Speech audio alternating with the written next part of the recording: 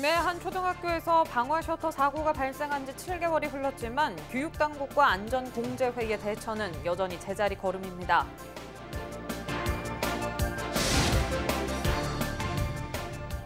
사회적 거리두기 강도가 완화되면서 지자체의 스포츠 산업도 기지개를 켜고 있습니다.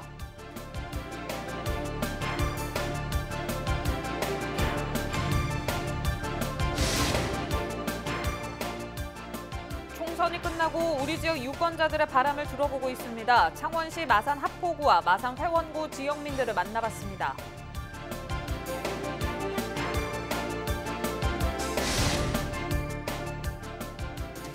코로나19 지원 업무를 담당하던 합천의 한 50대 공무원이 숨졌습니다. 과로가 원인인 것으로 추정됩니다.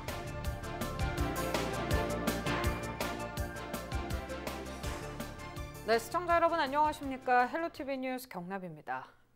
김해 한 초등학교 안에서 등교 중 갑자기 발생한 방화 셔터 사고 기억하실 겁니다. 어느덧 7개월이 지났는데요. 서홍군 부모님은 눈물을 머금고 뇌병변 장애 신청을 해야 했는데 당시 이슈가 됐던 제도의 문제점들은 개선이 됐을까요? 심지훈 기자가 서홍군의 어머니를 만나봤습니다. 의식을 잃고 병상에 누운 지 어느덧 7개월. 서홍이는 힘들고 긴 치료 과정을 견디면서 키도 컸습니다. 뇌 손상을 입었던 만큼 회복은 더디지만 지금은 조금씩 반응을 보이고 있습니다. 아직 갈 길이 먼데 많이 힘내고 있어요. 그래도 조금 청각이라든지 시각에 대한 반응들이 조금씩 보여주고 있어요. 서홍이에겐 24시간 지켜주는 부모님은 생명과도 다름없지만 부모님에겐 많은 시간을 함께하지 못하는 다른 자녀들은 아픈 손가락입니다. 아이러니하게 코로나가 그런 시간을 만들어줬습니다. 병원에서 일단은 면회 자체를 금지시키니까 서홍이 돌보면서 또 큰애랑 막내를 못 챙겨줬던 부분이 있었기 때문에 지금은 그냥 아이러니하게 지금 코로나 덕분에 지금 또 남은 애들 지금 또 챙겨주고 있어요. 최근 서홍이 부모님은 미뤘던 서홍이의 장애 등록을 신청했습니다. 일단 서류는 4월 초에 받았는데 바로 등록일 하러 못 가겠더라고요. 아픈 서홍이도 서홍인데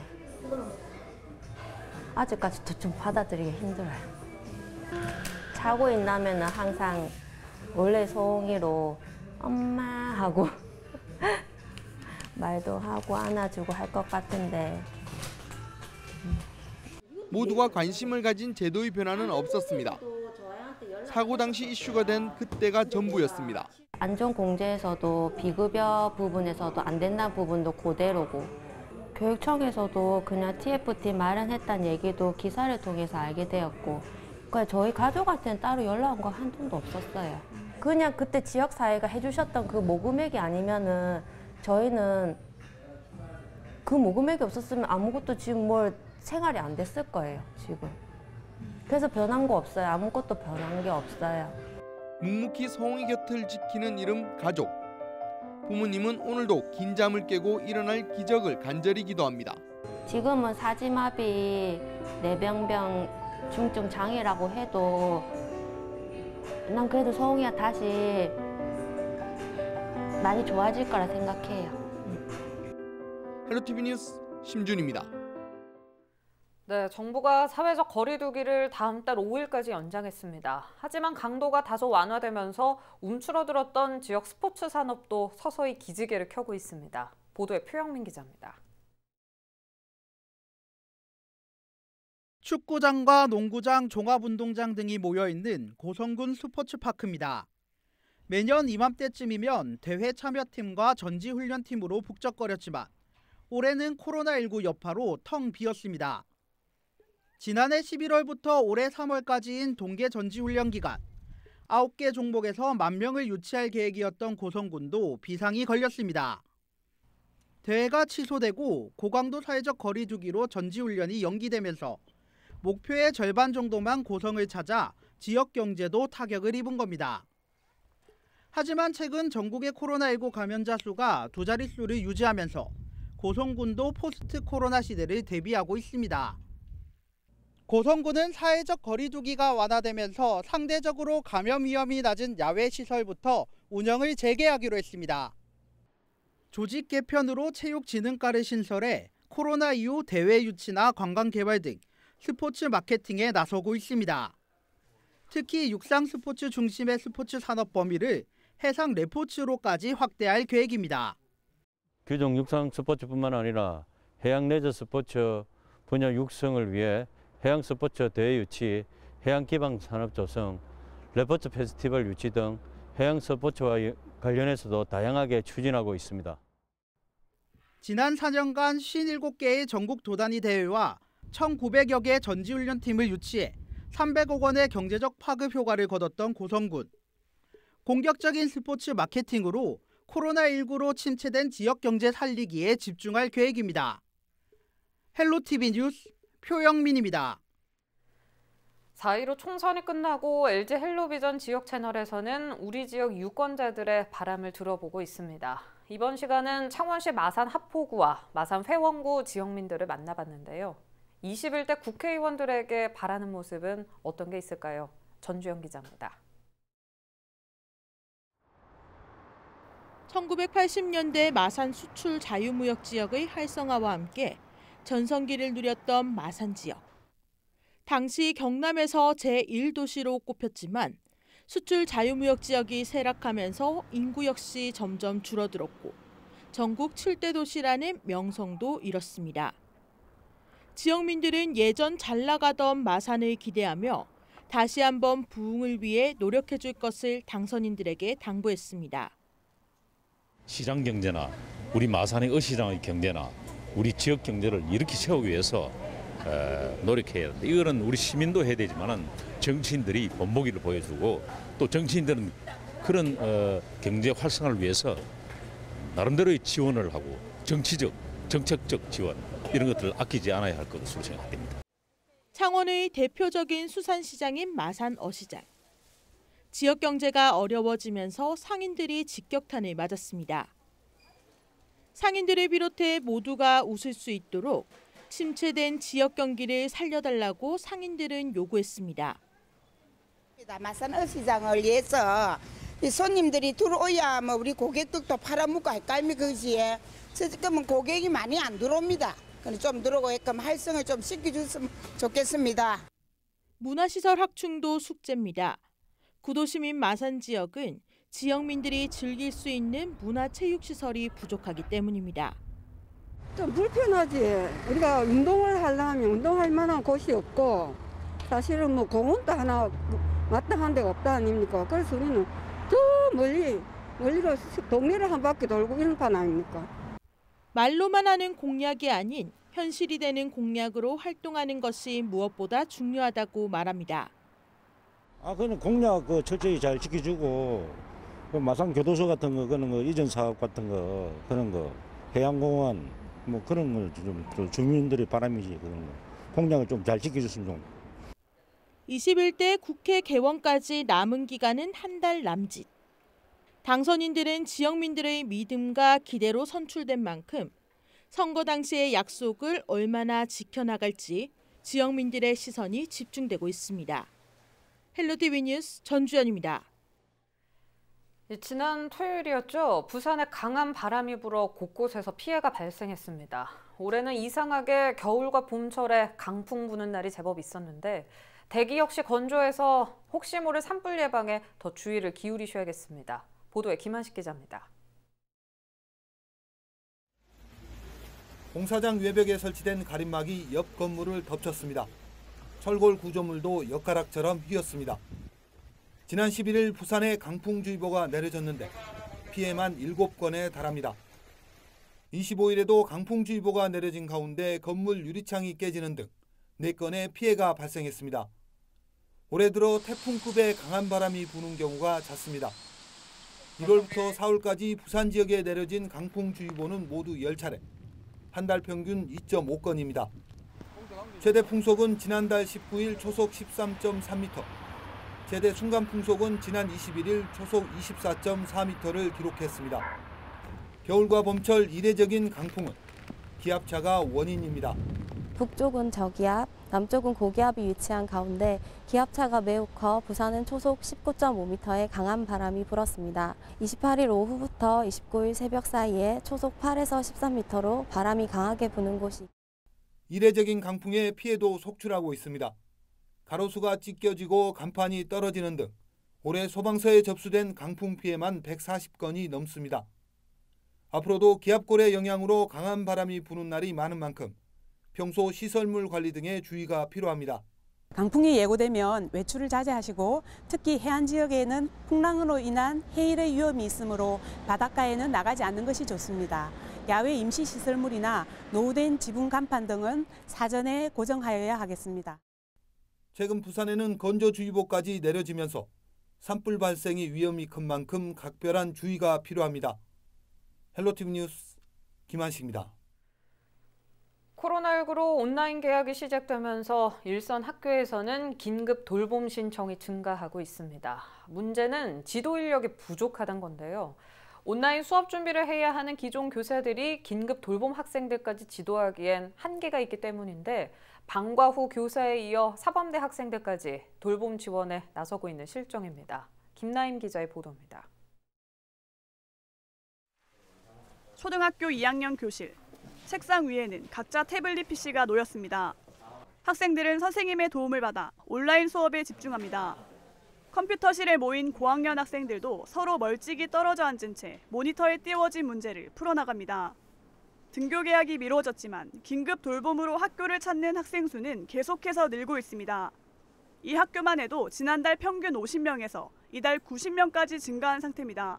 진주 전체 초등학교 통계를 살펴봐도 긴급 돌봄 신청자가 꾸준히 늘었고 온라인 개학 이후에는 급격히 증가해 23일에는 1,200명까지 도달했습니다. 하지만 학교들은 돌봄을 전담할 인력이 부족해졌습니다. 기존 교사들이 원격 수업과 돌봄을 병행하기가 힘들어졌기 때문입니다. 방과 후 교사까지 동원됐지만 긴급 돌봄 시간대에 근무할 수 있는 인원이 적다 보니 그마저도 역부족입니다. 방과 후 선생님들도 여러 군데 학교를 이렇게 다니시다 보니까 저희 학교만 이렇게 지원 못 하시는 부분도 있고 그분들의 또 가정에 아이들이 있다 보니까 이렇게 나와서 도와주지 못하셔서 이런 상황에서 경상대 사범대 학생들까지 초등학교 긴급돌봄 도우미로 투입돼 긴급돌봄 참여 학생들의 온라인 수업 진행을 돕고 있습니다. 어디 듣고 있어요 지금? 지금 그러면 수학하고 사회하고 영어는 다 들었어요? 인력난을 호소하는 목소리가 높아지자 진주교육지원청이 경상대 사범대 측에 지원 요청을 했고 학생들의 자발적인 신청을 받은 겁니다.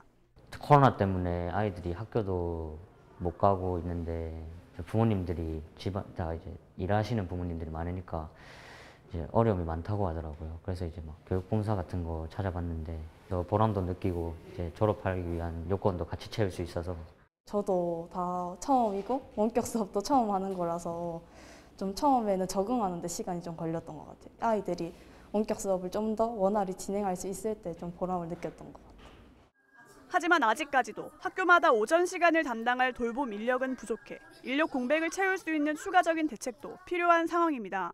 오전 원격 학습 도우미는 기존 방과 후 학교 강사를 우선 활용하고 있었습니다. 그런데 앞으로 긴급 돌봄이 계속 늘어날 것으로 보이기 때문에 사범대생들의 오전 원격 학습 도우미 지원이 절실히 필요합니다. 등교 개학 날짜가 불투명한 상태에서 앞으로도 긴급 돌봄 수요는 계속해서 늘어날 예정. 증가하는 긴급 돌봄 학생 수만큼 학교와 교육 당국의 고민이 깊어지고 있습니다. SCS 김나임입니다.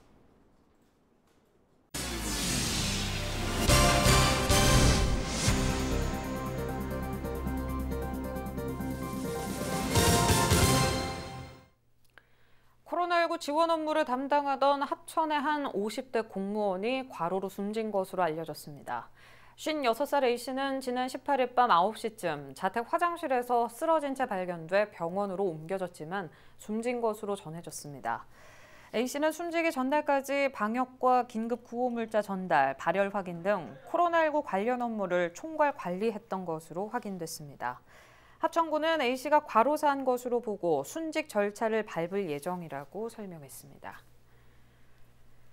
양산시의회가 긴급재난지원금을 포함한 제1차 추경예산안을 통과시키면서 코로나19로 인한 양산시의 경제지원이 본격화할 것으로 보입니다.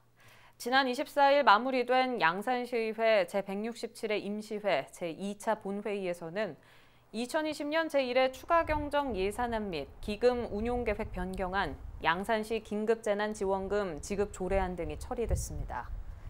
특히 긴급재난지원금 105억 원, 지역경제 활성화에 42억 원, 일자리 안정자금 지원에 9억 원 등 코로나19 예산 214억 원이 이번에 통과됐습니다.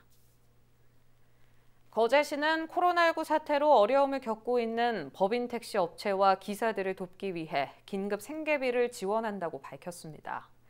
거제시는 시예산 1억 5천여만 원을 들여 지역 법인 택시 회사 4곳에 근무하는 택시기사 300여 명에게 다음 달 중으로 50만 원씩 긴급 생계비를 줄 예정입니다. 거제시 관계자는 법인 택시 종사자들이 자영업자가 아니어서 지원받기 힘든 점을 고려해 별도로 거제시가 긴급 생계비를 편성했다고 설명했습니다. 김해에 국제 스마트 물류센터가 들어섭니다. 김해 상동 일반 물류단지 내에 들어서는 센터는 캔달 스퀘어 로지스틱스의 1,600억 원 투자로 건설됩니다. 이달 내 공사에 착수해 내년까지 기반시설 조성 공사를 완료하고 이후 최첨단 글로벌 스마트 물류단지 건설을 시작합니다. 도는 지역 내 대표적인 스마트 물류단지가 만들어지면 지역 경제가 활성화되고 일자리 500여 개가 들어설 것이라고 기대하고 있습니다. 창원시가 코로나19에 따른 소비 침체로 어려움을 겪고 있는 농민들을 위해 농축산물 블랙 프라이데이를 개최합니다. 이에 따라 창원시는 농민들이 직접 키운 농축산물을 비대면 판매 방식인 드라이브스루로 저렴한 가격에 판매할 예정입니다. 다음 달 1일부터 2일, 8일과 9일 각각 오후 2시부터 경남교육청 앞 중앙대로에서 행사를 진행합니다. 김해의 AI 제조혁신 김해연구소가 문을 열었습니다. 김해시는 한국전자통신연구원과 상호 협약을 체결하고 인공지능 기반의 제조혁신을 위해 연구소를 운영해 나가기로 했습니다. 연구소에는 한국전자통신연구원 박사급 인력이 상주해 ICT 융합기술과 AI 기반 제조혁신 기술 등을 개발합니다.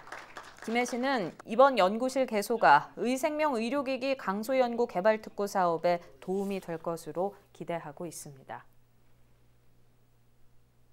합천군이 코로나19 극복을 위한 단기 일자리 사업 신청자를 추가로 모집합니다. 대상자는 코로나19로 인해 1월 이후 실직한 경우로 일용직이거나 특수 형태 근로자, 프리랜서로 일한 경우 우선 선발 가산점이 부여됩니다. 신청 접수는 오는 28일까지 방문 접수와 우편, 이메일로 받습니다. 선발된 참여자는 다음 달부터 사업장에 배치돼 7월 31일까지 약 3개월 동안 주 5일 8시간 근무하게 되며 최대 3개월 동안 180만 원 정도의 급여를 받게 됩니다. 자세한 사항은 합천군 경제교통과나 합천군 공식 홈페이지에서 확인할 수 있습니다. 날씨입니다. 화요일은 맑겠습니다. 건조주의보가 발효 중이어서 대기가 매우 건조합니다. 화재 발생 시 큰 불로 이어질 수 있으니 주의하시기 바랍니다.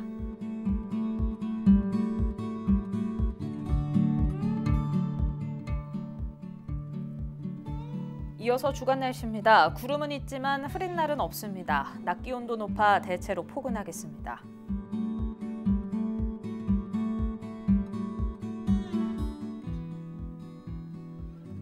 해상은 맑습니다. 지난주 다소 높았던 물결이 안정세를 찾는 모습입니다.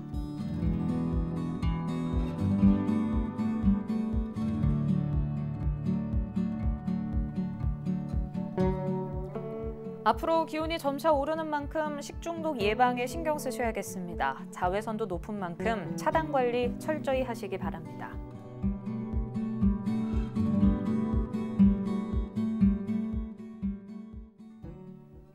유튜브 채널 헬로 경남 통해서 오늘 뉴스 다시 보실 수 있습니다. 이상으로 마칩니다. 저희는 늘 지영민 곁에 있겠습니다. 시청해주신 여러분 고맙습니다.